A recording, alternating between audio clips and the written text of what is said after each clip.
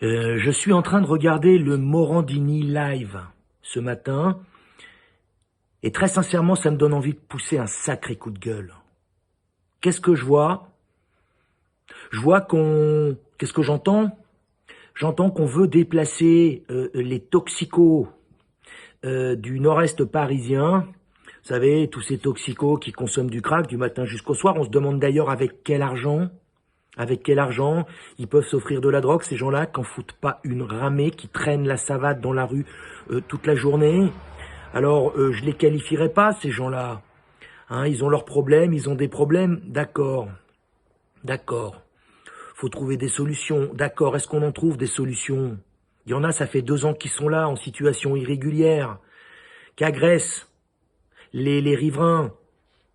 Parce qu'on sait tous l'effet que le crack a sur le comportement de ces gens-là. Ça les rend agressifs, ça les fait planer, ça les rend violents, ils se prennent pour Superman. Alors, mesdames et messieurs, les politiques qui prenaient ce genre de décision, je veux dire de déplacer tous ces toxicos dans le 12e arrondissement, c'est-à-dire non loin de zones paisibles, de zones où des gens vivent tranquillement, non loin des écoles où vont leurs enfants. Mais vous vivez où, vous? Est-ce que c'est à côté de chez vous que vous souhaitez les déplacer, ces toxicomanes?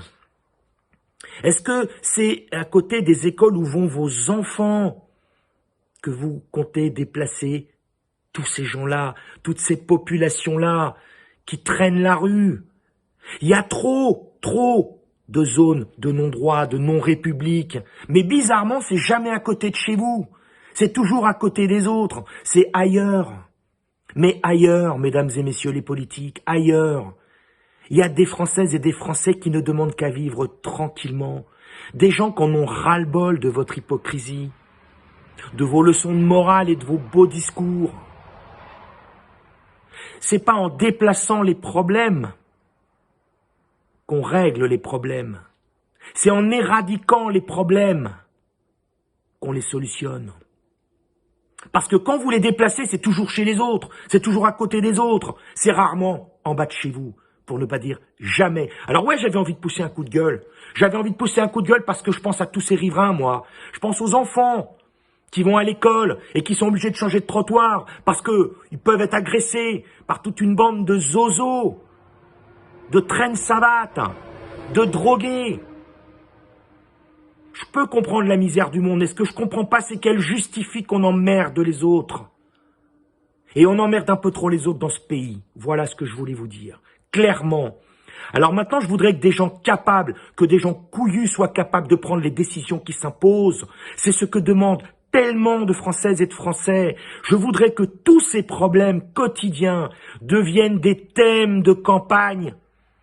Des thèmes de campagne pour 2022 et qu'on arrête de faire du discours et de la palabre et de la bouillie politicienne. Il y a des problèmes à régler, il faut les régler rapidement, urgemment, mesdames et messieurs les politiques. Alors sortez de vos bureaux cossus, sortez de vos appartements feutrés, ouvrez les yeux et prenez les bonnes décisions. Et si vous n'êtes pas capable, rentrez chez vous. Retournez dans vos canapés, retournez à vos mondanités et laissez des gens efficaces prendre les choses en main. Zen, on se détend. On se détend. Mais, vous savez, quand je vous écoute, mesdames et messieurs les politiques, j'ai du mal à être détendu. Vous me mettez les nerfs. Vous nous mettez les nerfs. Sachez-le,